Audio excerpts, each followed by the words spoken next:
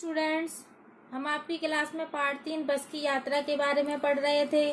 मैंने आपको बताया था कि बस की यात्रा हरिशंकर परसाई द्वारा लिखित एक व्यंग्य रचना है। इसमें परसाई जी ने यातायात के साधनों पर क्या किया है, व्यंग्य किया है। वे बताते हैं कि हम 5 मित्रों ने शाम 5 बजे वाली बस से यात्रा करने तय किया। लोगों ने हमें खूब समझाया कि जो समझदार आदमी होते हैं वो शाम वाली बस से सफर नहीं करते, लेकिन हम लोग नहीं माने क्योंकि हम में से 2 को काम पर सुबह हाजिर होना था और जो लोग हमें छोड़ने आए थे वो ऐसे लग रहे थे जैसे हमें अंतिम विदा दे रहे हैं। बस बहुत पुरानी थी, कांच भी बहुत कम बचे थे, सीटें हिल रही थी। फिर क्या होता है, आइए देखते हैं। एकाएक यानी अचानक बस रुक गई।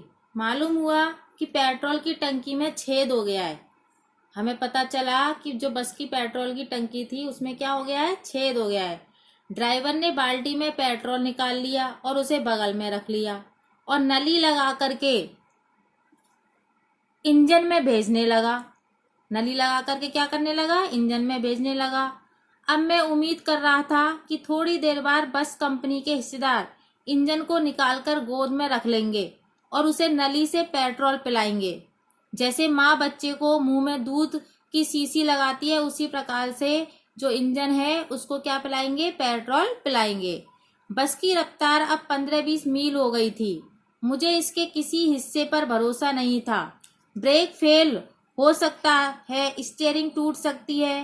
प्रकृति के इस दृश्य बहुत ही लुभावने थे। दोनों तरफ हरे भरे पेड़ थे जिन पर पक्षी बैठे हुए थे। दोनों तरफ हरे भरे पेड़ थे जिन पर क्या बैठे हुए थे, पक्षी बैठे हुए थे। हर पेड़ को अपना दुश्मन समझ रहा था। जो भी पेड़ पड़ता डर लगता कि इससे बस टकराएगी। वह निकल जाता तो दूसरे पेड़ का इंतजार करता।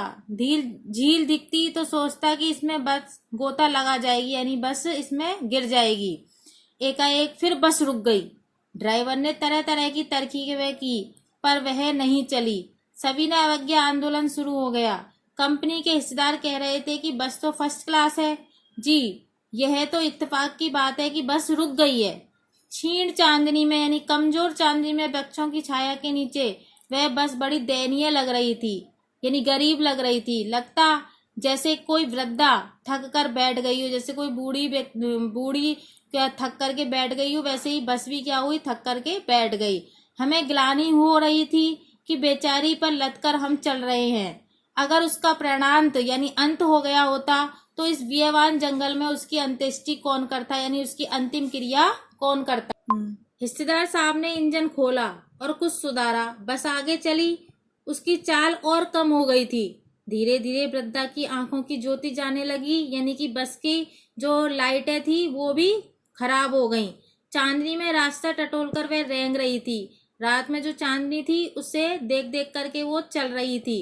आगे या पीछे से कोई गाड़ी आती दिखती तो वह एकाएक किनारे खड़ी हो जाती।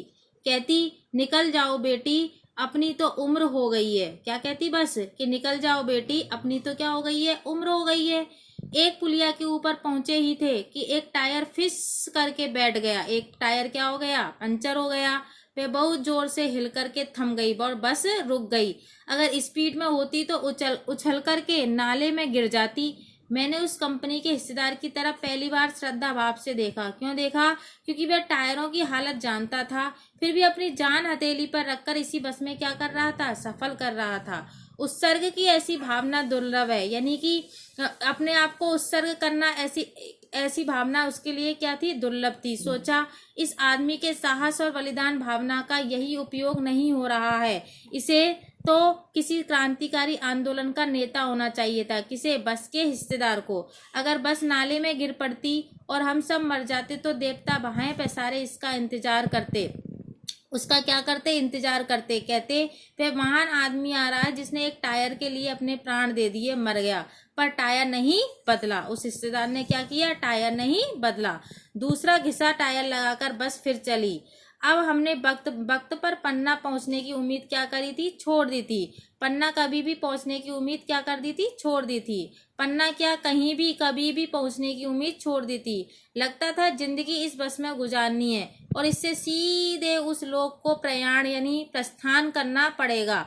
वे इस पृथ्वी पर उसकी कोई मंजिल नहीं है। हमारी बेताबी तनाव खत्म हो गए। हम बड़े इत्मीनान से यानी तसल्ली से घर की तरह बैठ गए और चिंता जारी होती रही और हंसी मजाक चालू रहा। तो बेटा ये आपका ये टॉपिक है जो खत्म होता है। इससे संबंधित जो प्रश्न उत्तर है वो मैं आपको व्हाट्सएप